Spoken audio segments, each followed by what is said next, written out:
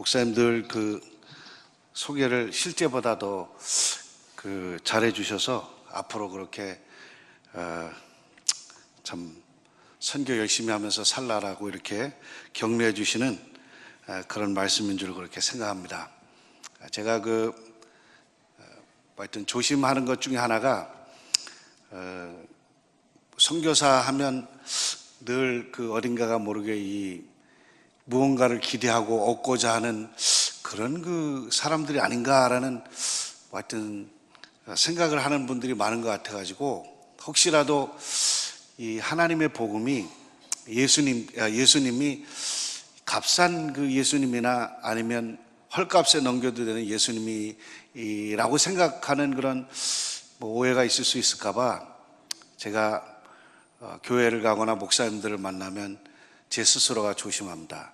절대로 제가 물론 없이 보이지는 않는다고들 말씀하시기 때문에 없이 보이려고 한다거나 아니면은 좀 불쌍하게 보이려고 하는 그런 어떤 선교사는 좀 안 되면 좋겠다라는 그런 생각을 하고 제가 지금까지 이제 선교를 해왔던 걸로 생각합니다. 근데 제가 딱 한번 우리 목사님이 우리 교회에 구역별로 선교사들을 정해서 기도하고 후원하신다라는 그런 이야기 하시길래 제가 처음이요 마지막으로 목사님 한 구역을 저희를 위해서도 결정하고 기도하시면서 후원해 주시면 어떻겠냐고 제가 처음이요 마지막으로 그렇게 목사님께 말씀을 드렸던 것 같아요. 왜냐하면 제가 목사님 늘 진짜 하나님 앞에 신실하게 목회하시고 계시고 제가 봐도 존경스럽고, 그래서 제가 그런 부탁을 드려서 우리 목사님이 또 이렇게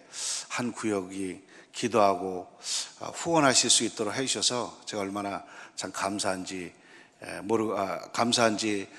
모르겠다라는 그런 생각을 하고 열심히 하여튼 선교하는 일에 최선을 다하려고 그렇게 노력하고 있습니다. 오늘 제가 함께 봉도하시는 말씀을 보면서 제 마음 가운데 한국교회가 생각나더라고요. 한국교회가 여러분 아시는 것처럼 여러 가지로 지금 우리의 어떤 위신은 땅바닥에 떨어졌고, 교회의 성장은 멈췄고, 그리고 많은 그런 어떤 교회들이 유지만 해도 잘 된다라는 그 이야기를 하는 그런 어떤 분위기 때문에 선교지의 선교사들에게도 심각한 그런 어떤 결정을 해야 되는 그런 때가 아닌가라는 그런 이야기들을 하고 있습니다. 선교사가 후원이 끊어지면 이제 보따리 싸고 돌아가야지 라고 생각하는 그런 선교사들도 있고, 어떤 선교사들은 그래도 좀 후원이 끊어지는 날을 대비해서 현지에서 자급자족하면서라도 살아남아서 선교해야 될 것이 아니냐라는 그렇게 생각하고 말하고 있는 그런 선교사들도 있습니다. 그러다 보니까 선교지에서 선교사들이 여러 가지로 자비량을 위해서 애쓰고 참 준비해야 된다라는 이야기들을 많이 듣게 됩니다. 그 이야기들을 저 또한 생각하면서 하나님이 계획하시는, 하나님이 준비하시는 그런 선교는 과연 어떤 선교가 될 것인가라는 그런 생각을 해보게 되었습니다. 물론 이제 오늘 제가 말씀의 제목을 말도 안 되는 전쟁이라고 이렇게 이름을 생각해 봤는데요. 여러분도 잘 아시는 것처럼 군대에 나간 군인들이 한 사람이라도 더 있어야 적군과 싸워서 이길 수 있는 그런 상황인데, 하나님이 이야기하신 이스라엘 사람들과의 미디안 연합군과의 전쟁 때 하나님이 전혀 말도 안 되는 전쟁을 이스라엘 사람들에게 하게 하시는 것을 보게 됩니다. 이스라엘 사람들이 모였던 인원이 32,000여 명이었다 이렇게 성경은 이야기하고 있습니다. 하나님이 32,000명이 많으니까 그 32,000명 중에서 전쟁이 두려워하는 그런 군인들을 집으로 돌려보내라.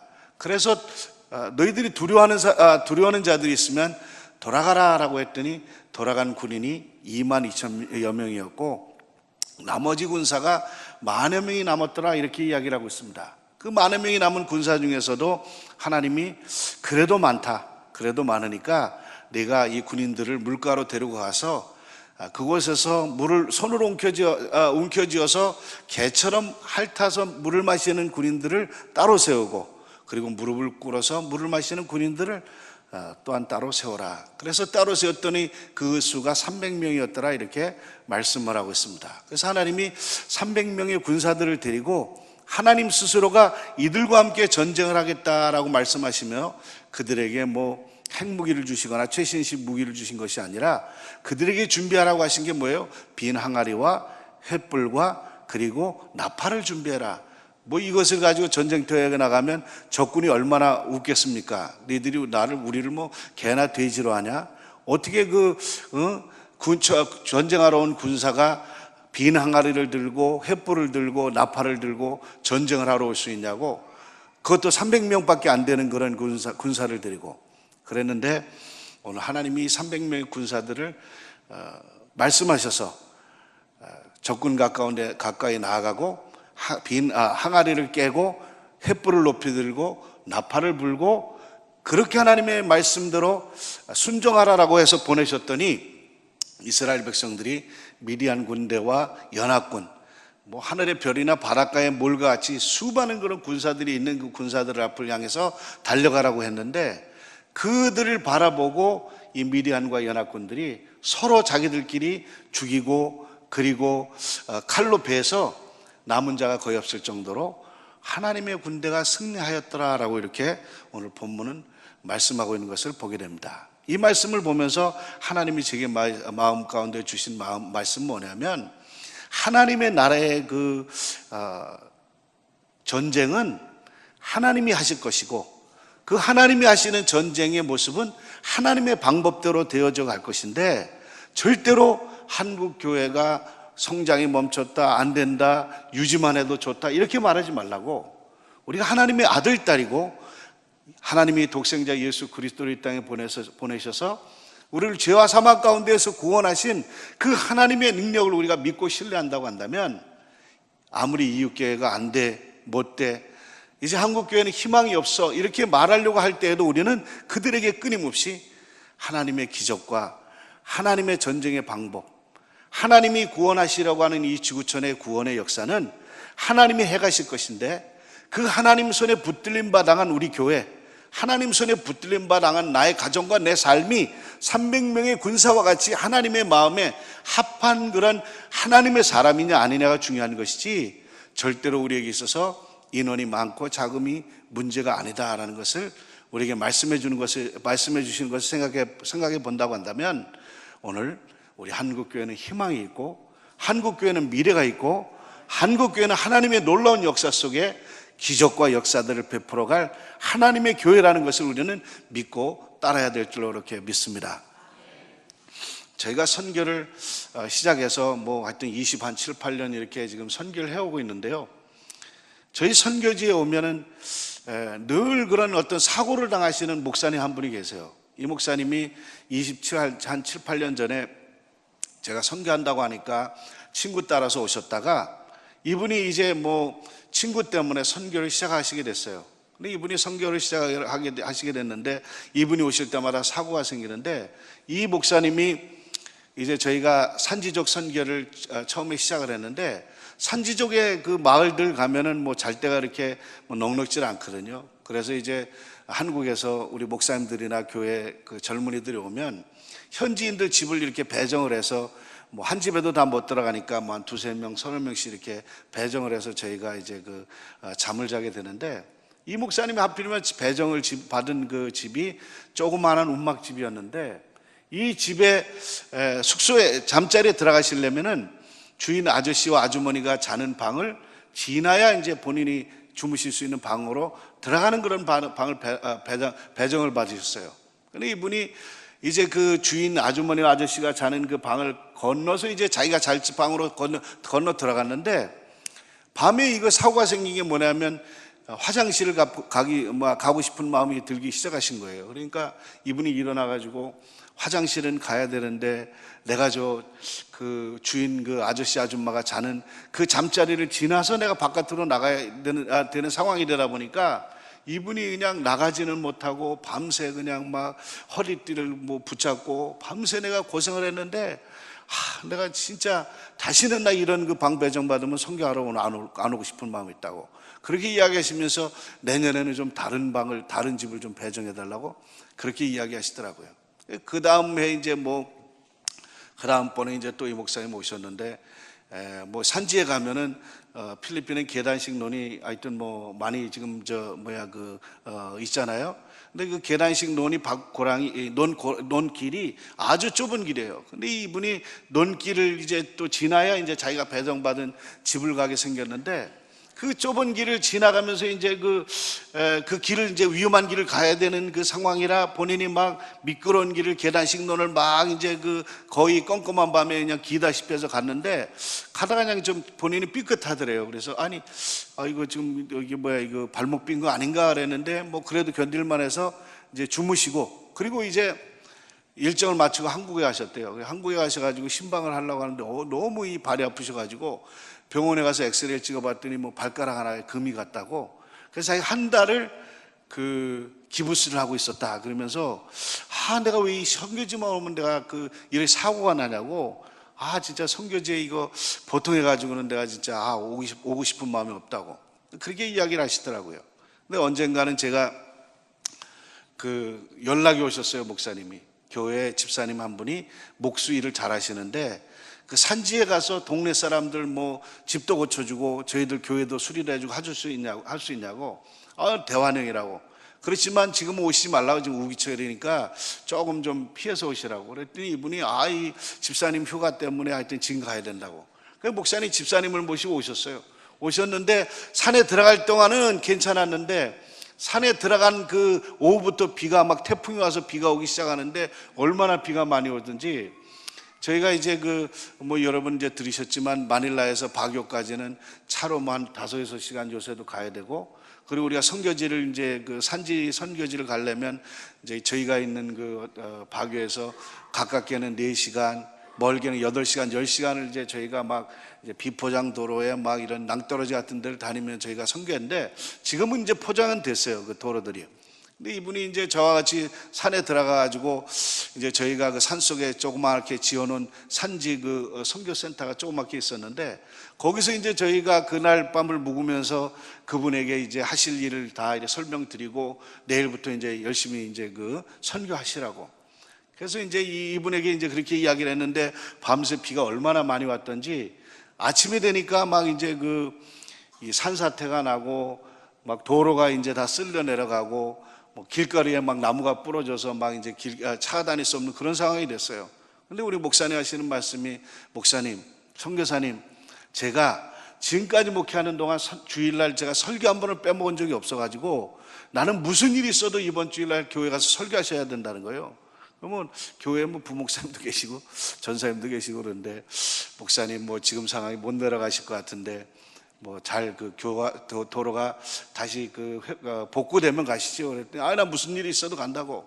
그랬더니 막 이제 교회에서 걱정을 하면서 어떻게 해야 되겠냐고 마닐라 대사관에 연락해서 어떻게든지 우리 목사님 내려오시도록 해야 된다고 막 이제 이야기도 있었고 그러셨다는 거예요. 근데 이분이 이제 가셔야 된다니까 이제 제가 이제 차를 타고 모시고 내려왔어요. 제가 이제 그때 당시에만 해도 갤로포 사륜구동 차를 가지고 있어서 모시고 내려왔는데 내려오다 보니까 이제 막 여기저기 나무도 부러지고 막 이랬는데 이제 좀 한 20-30분 내려왔어요. 내려왔는데 도로가 이제 막 이 진흙이 많이 찼더라고요. 진흙이 많이 찼는데 그 길을 저희가 차를 끌고 들어왔더니 도로 옆에 무슨 난간도 없고 보호해주는 그런 어떤 보호벽도 없어가지고 저희가 진흙이 있는 길을 들어갔는데 이 차가 자꾸 이 낭떠러지 쪽으로 좀 밀려나기 시작하는 거예요. 오른쪽 벽에서. 그러니까 이분이 막 이제 밀려나니까 갑자기 목사님이 소리를 악 하고 지르시더라고요. 저도 깜짝 놀랐어요. 소리를 갑자기 악 하고 지르셔가지고.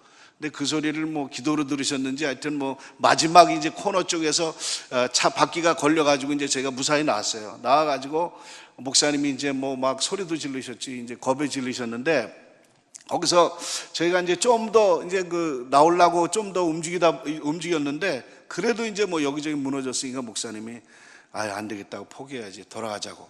그래서 이제 저희가 다시 이제 저희 교회로 돌아가게 됐습니다. 돌아가게 돼가지고 그 진흙길에 이제 가까이 와가지고 이제 차를 세워놓고 어떻게 건너갈까 생각하다가 이제 그래도 한번 다시 건너가 보자고, 건너올 때도 괜찮았으니까 건너가 보자고. 그래서 이제 다시 건너가려고 들어가려고 하니까 목사님 그러신 거예요. 선교사님, 차 좀 세워보면 좋겠다고. 그래서 왜 그러냐고 했더니, 세워보면 좋겠다고. 그래서 세워드렸더니, 우리 그 목사님 얼른 내리시더라고요. 얼른 내리시길래, 우리 목사님이, 좀 건너는 게 부담스러우신가 보다. 그랬더니, 같이 타고 있던 우리 목사님 아들한테, 야, 너도 내려 그러는 거예요. 그러니까 이제 목사님이 너도 내려 그러니까 아들도 얼른 따라 내리더라고요. 제 혼자 이제 그 진흙길을 차를 이제 그 운전을 하면서 건너야 되는데 제가 이 마음이 갑자기 씁쓸해지더라고요. 본인은 그 진흙길에 위험하니까 내려서 계시고, 너 선교사니까 네가 저 끌고 넘어가고, 그리고 나는 무사히 넘어가면 하여튼 어떻게든지 넘어가겠다고. 그래서 제가 속으로 약간 씁쓸했지만 하여튼 그 차를 끌고 이제 넘어가게 됐어요. 넘어가니까 우리 목사님이 동네 사람들을 좀 불러가지고 진흙을 좀 퍼서 내가지고 나 좀 건너가게 좀 어떻게 했냐고. 이제 퍼서 이제 건너오시도록 이렇게 해드렸어요.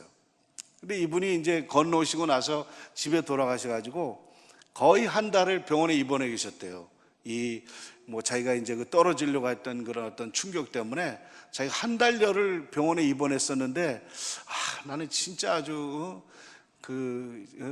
선교지에 가면 왜 나는 이런 고생을 하는지 모르겠다고. 근데 감사한 것은 그런 일들을 한 번이나 두 번 겪으면 대부분 목사님들이 거기 못 가겠어. 그리고 안 오시는 그런 경우들도 많이 있는데, 우리 목사님이 감사한 것은 은퇴를 하시면서도 선교하시는 거예요. 그리고 거기에 그 같이 선교를 하셨던 목사님들, 작은 교회지만 몇몇 분들은 은퇴하셔서 본인들이 어떤 시골에 들어가가지고 된장 만들어 팔면서도 선교하고 계시고, 목사님 한 분은 은퇴하시고 유아원 그 봉고차 운전하시면서도 선교하고 계시는 걸 제가 가만히 보게 되면, 그래도 하나님이 한국교회에게 복음을 주셔서 한국의 목회자들과 우리 한국교회를 통해서 그분들이 그렇게 기도하고 어려움과 위험 속에서도 은퇴를 해서도 선교하게 하시더니 오늘 2만 7천여 명이 넘는 선교사들이 이 지구촌 170여 개국의 한국 선교대사들이 나가서 선교하게 하시는구나라는 그런 생각을 해보게 됩니다. 그런 교회들과 하나님의 사람들이 하는 그런 선교가 우리의 어떤 선교지 없었다고 한다면, 물론 저희 선교지에도 지금까지 선교를 해오지 못했을 것이다라는 그런 생각을 해보게 됩니다. 선교를 해서 몇 년 안 돼가지고 저희가 현지인들 이제 유아원 사역도 하고 교회 개척 사역을 진행하고 있었습니다. 그런데 이 후원을 주로 하던 그 교회가 연락이 왔어요.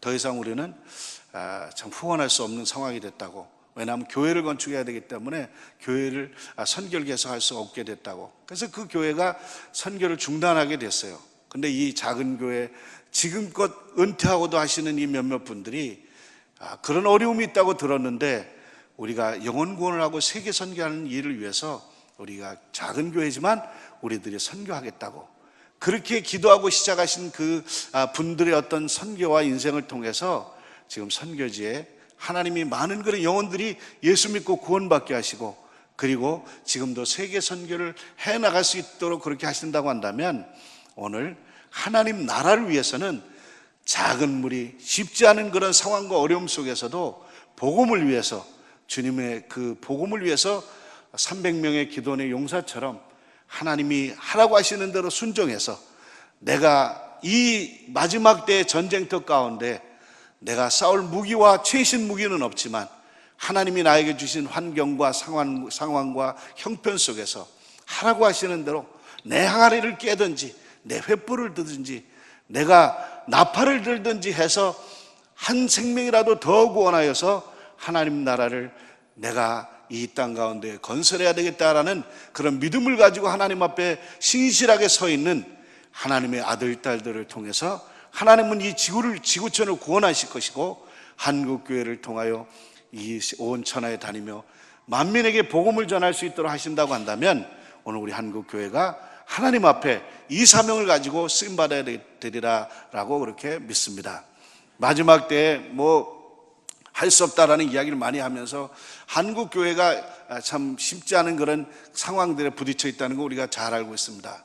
제가 들으니까 2020년 정도가 되면은 한국의 모슬렘이 40여만 명으로 불어날 것이다, 이렇게 이야기를 하더라고요. 전국에 모스크가 15개가 있어서 큰 도시마다 큰 모스크가 있고, 그리고 지금도 기도처가 수많은 곳에 열려지고 있는데, 얼마 전까지도 무역회관과 그리고 무슨 큰 그런 건물들 가운데 모슬렘을 위한 그런 기도의 처가 생겨지고 있다라고 이야기를 하고 있습니다. 여러분은 앞으로 우리가 열심으로 복음을 위해서 살지 않으면은 한국의 미래가 어떻게 될지 모르는 그런 상황이다라는 것을 우리 또한 실감 있게 우리가 느껴야 되리라 그렇게 생각합니다. 여러분, 우리 한국교회가 이렇게 세워지기까지 우리가 잘 아는 것처럼 이제 초대교회에 어떤 하나님의 역사가 있었던 것인가라는 것을 우리가 잘 알고 있습니다. 초대교회에 많은 크리스찬들이 핍박을 받았고 박해를 겪었고, 그러면서도 예수님의 십자가의 죽으심과 부활하심을 본 그런 증인들이 그 가운데 함께 있었기 때문에 그런 핍박과 박해 속에서도 그들이 선교하며 복음을 전하며 순교하며 갔던 것을 알 수가 있습니다. 그들이 복음을 들으면 그들이 또 그 가운데에서 열심을 내서 그들 가운데 이제 복음을 들고 이웃 마을로, 이웃 지역으로, 다른 나라로 갈 사람들을 뽑아서 그들을 보내고 그들을 통해서 복음을 전하는 그런 일들을 하는 그들에게, 여러분 아시는 것처럼 얼마나 로마의 박해가 심했습니까?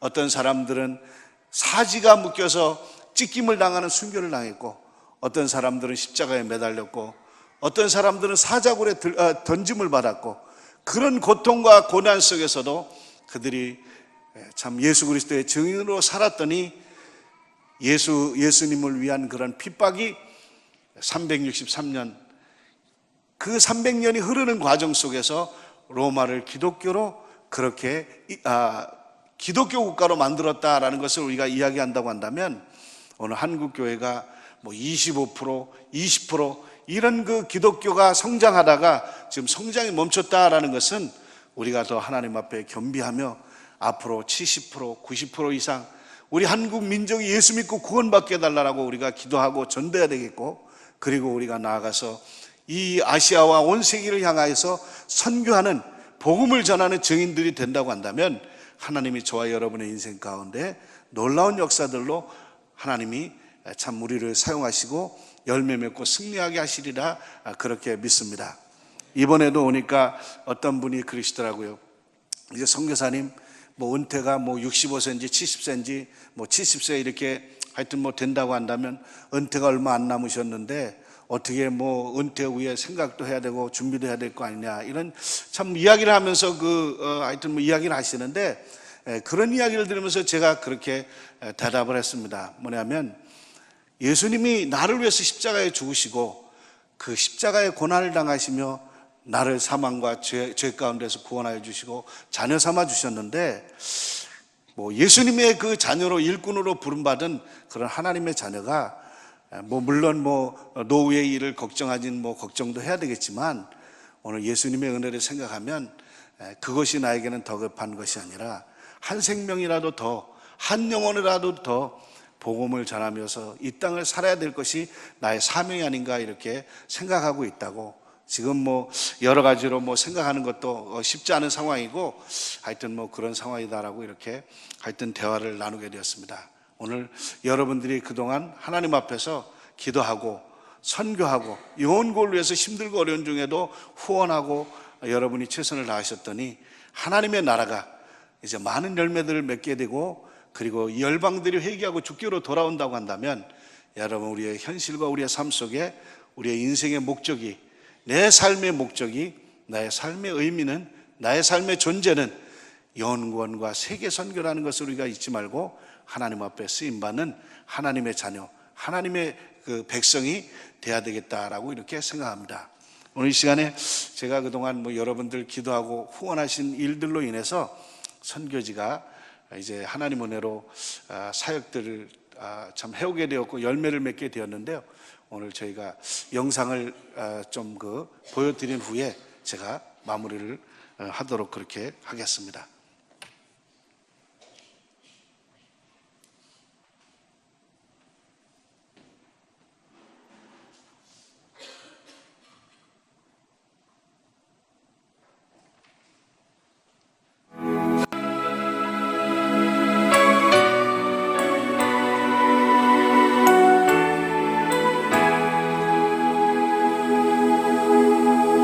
사망의 그늘에 앉아 죽어가는 나의 백성들, 절망과 굶주림에 갇힌 저들을 내 마음에 오랜 슬픔, 고통의 멍에 울고 있는 나의 자녀들, 나는 이제 일어나 저들의 멍에를 꺾고 눈물 씻기길 원하는데, 누가 내게 부르짖어 저들을 구원케 할까? 누가 나를 위해 가서 나의 사랑을 전할까? 나는 이제 보기 원하네. 나의 자녀들 살아나는 그날,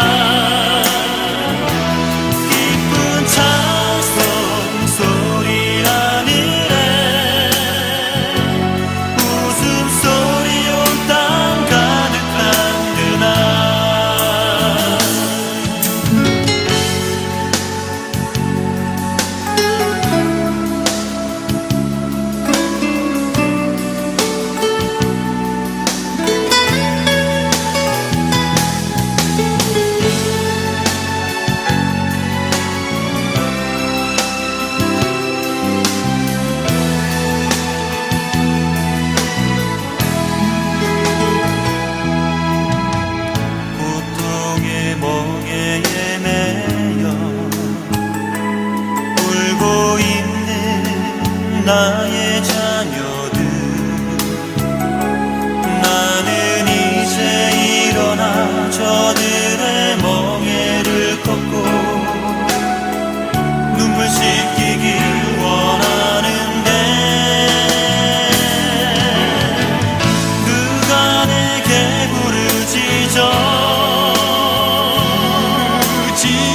저들을 구원케 할까?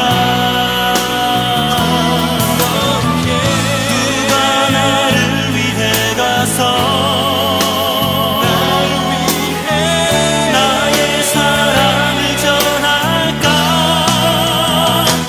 나는 이제 보기 원하네. 나의 자녀들 살아나는 그날, 기쁜 찬송 소리 하늘에 웃음소리 온 땅 가득한 그날. 저희가 보시는 것처럼 저희가 지금 사역하는 그런 방향들이 크게 네 가지로, 산지 쪽에 있는 산지적 선교, 그 다음에 학원 사역해서 지금 유치원하고 초등학교부터 고등학교까지 사역을 하고 있고요. 그 다음엔 자학생 사역해가지고 공동체 생활을 하면서 젊은이들을 대학에 보내고 신학을 시키고 그들이 참 예수님의 제자로 준비되어지는 과정에 사역을 하고 있고요.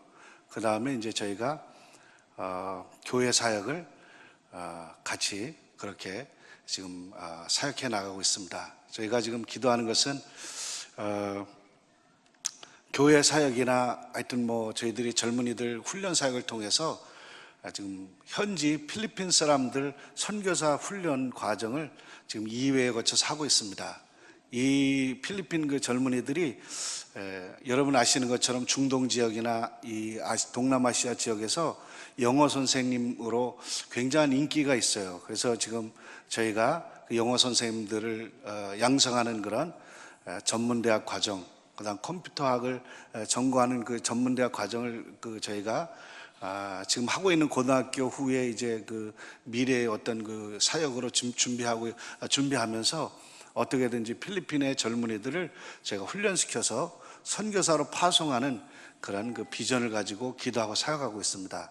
그들을 저희가 훈련시켜서 파송하게 되면 저희가 이제 뭐 선교 단체 나름대로의 이런 어떤 힘을 가져야 되기 때문에 저희 교회나 현지인들 그리고 가능한 한 저희가 선교 단체를 작게라도 시작해서 그들을 위해서 저희가 후원하고 그리고 계속 또한 그 연장으로 뭐 관리하고 교육하는 그런 일들을 저희가 하려고 기도하고 있습니다. 그래서 지금 저희가 이제 학교도 벌써 뭐 한 16년, 17년 됐기 때문에 지역에서는 그래도 크리스찬 그 사립학교로 조금은 좀 조금씩 인정을 받아가고 있습니다. 지금도 이제 한 180여 명이 공부하고 있는데 이 학생들이 공부하면서 예수님의 제자로 저희가 준비해 가기 위해서 매주 이 학생들이 뭐 물론 성경을 암송하고 예배하고 성경 시간을 가지고 성경을 배우고 있는 그런 상황입니다. 그래서 이 학생들을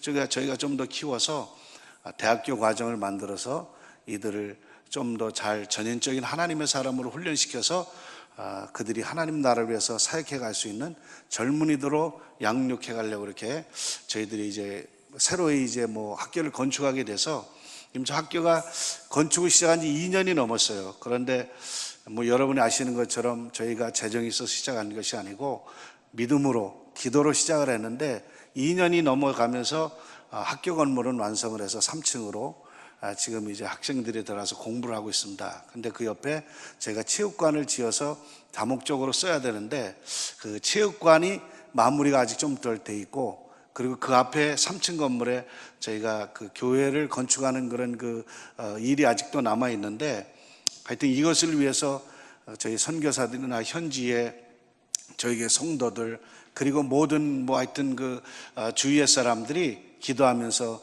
대지점통도 만들고 또 하여튼 뭐 본인들이 가지고 있는 것을 최선을 다해서 하여튼 저희들이 기도하면서 지어가고 있습니다. 하여튼 저희가 이것이 기도하기는 속히 끝나서 저희가 좀 더 집중해서 필리핀의 복음화를 위해서 그리고 그들을 훈련시켜서 세상 가운데 또 다른 선교사들로 저희들이 배출할 수 있는 그날이 참 오게 해달라고 기도하고 그렇게 저희가 준비하고 사역해 가고 있습니다. 여러분 생각나실 때마다 저희들이 참 모든 것들을 잘 마무리하고 그리고 선교에 집중해서 복음을 전하는 한국 교회, 한국 선교사들 하여튼 사역지가 되게 해달라고 여러분 함께 기도해 주시면 감사하겠습니다. 기도하겠습니다. 주님 감사합니다. 늘 주의 말씀에 순종하며 세계 복음화를 위해서 최선을 다하며 기도하는 우리 참 평택중앙교회 보내주시고 하나님 지금까지 수년 동안을 하나님 변치 않고 기도하며 이렇게 후원해 주시는 귀한 교회 하나님 참 기도와 후원으로 저희 선교지에서 저희 선교사들이 복음을 전하고 하나님 나라를 건설해 갈 수 있는 그런 은혜 주신 것 감사합니다. 하나님 우리가 기도하며 선교하는 것처럼 하나님 선교지에 하나님 나라가 하나님 든든히 세워져서 하나님 저 필리핀 땅에 예수 믿고 구원받는 백성들이 날마다 더해지게 되게 도와주시고 하나님 저들도 일어서서 세계 선교를 우리들과 함께 하나님 해나갈 수 있도록 주님 도와주시옵시기를 간절히 원합니다. 하나님 우리의 삶이 영혼구원과 선교지향적인 그런 삶과 우리의 인생이 되게 하나님 도와주셔서 늘 기도하며 말씀 가운데 순종하고 다시 오실 주님을 준비하며 세례요한과 같이 이 땅을 살아가는 하나님 백성이 되어서 300명의 기도원의 용사처럼 이 마지막 때에 쓰임받는 우리 가정, 우리 교회, 우리의 삶이 될 수 있도록 주님 축복하여